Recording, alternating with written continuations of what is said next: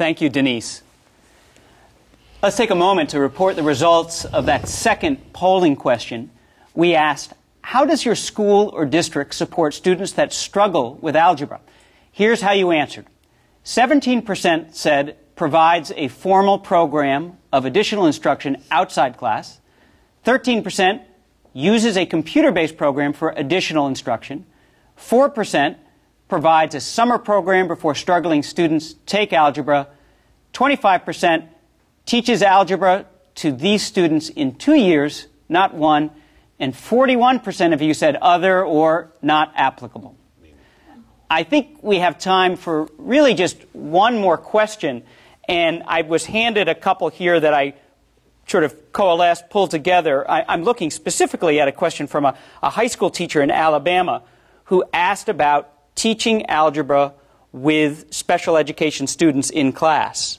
And I wanted to kind of pose that to the panel and have you talk a little bit about that. Mike, do you want to begin?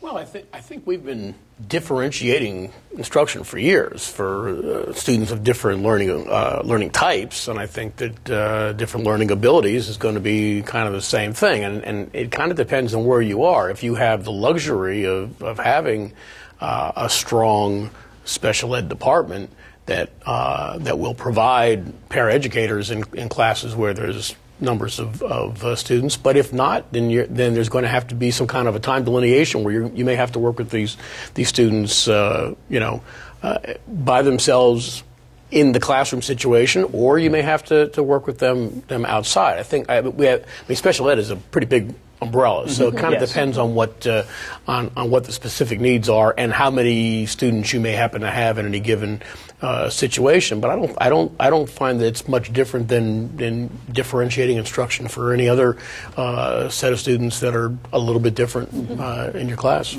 And I agree with you, Mike, totally, because Chriselle's classroom was an inclusive classroom. But what has happened is that there is a special educator that will come in to provide support within the class period, and the students may have a resource spell.